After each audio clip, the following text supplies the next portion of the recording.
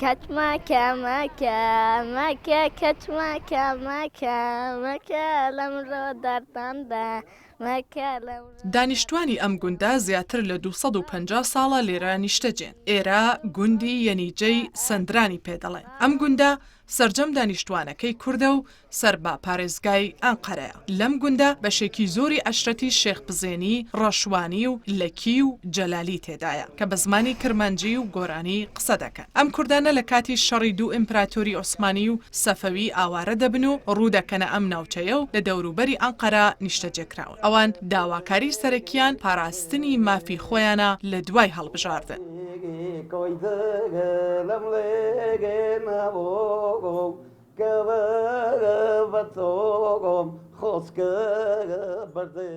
زمان کردی رو غازم اف داره من کرده بابی من کرده لاوی من کرده از کردم اما زمان ما ترکه تشتک نخوازم دولت ما رنده توپراغ ما رنده اما که کی ور بسر خود بخیر بده Elazığ civarından gelmez buraya 1800'lerin başında. Emj Elazizê hat nevê derê. Di destpêka salên 1800 de. Ev 200 salin em li virin.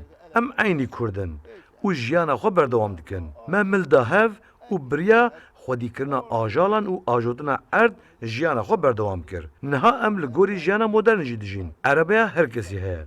Berê jî her kesekî xwedî gamêşekê bû. Niha jî eynî ye. ئەم کوردانە بەلەکی شێخ بزێنی یان کوردی هەیمەنەییش دەناسرێ و کەم و زۆر کەلتوری خۆیان پاراستووە و تەنیا ترسی ئەوان لە ناوچوونی زمانەکەیانە کە تا ئێستا بە فەرمی لەلایەن حکومەتەوە ڕێگەیان پێنەدراوە قوتابخانەی تایبەت بە خۆیان هەبێت بۆ ئەوەی مناڵەکانیان زمانی کوردی لەبیر نەکەن. هەرەمەش وای کردووە بەشێکی زۆری گەنجەکان بۆ خوێندن ڕووبکەنە ئەنقەرە و شارەکانی دەوروبەری و زۆر بەکەمی کەسی گەنج دەبینی لەم گوندەتە ئەوانەی ماونەتەوە بە ساڵا چووەکانن.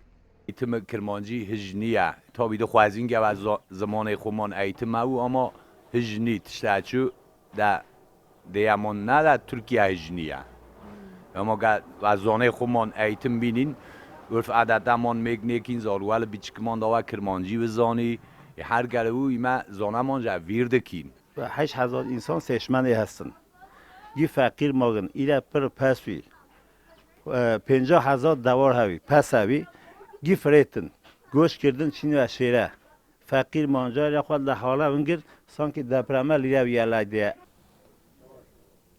ناحیەی سەندران کە 100 کیلۆمتر لە ئەنقەرەی پایتەختەوە دوورە سەرجەم دانیشتوانەکەی کوردن و لە ئێستاشدا داواکاریانەوەیە کە ئەو خزمەتگوزاریانەی کە پێویستە حکومت بۆی دابین نەکردوون بە تایبەتیش لە ڕووی پەروەردە و زمانەوە داواکاری ئەوانەوەیە کە قوتابخانەی کوردی لە گوندەکاندا بمەزرێت بۆ ئەوەی مناڵەکانیان ڕوو لە شارەکان نەکەن و بە مەجبوری زمانی تورکی فێر نەبن. ئەفسانە شامحەممەدی کوردستان 24 ناحیەی سەندران.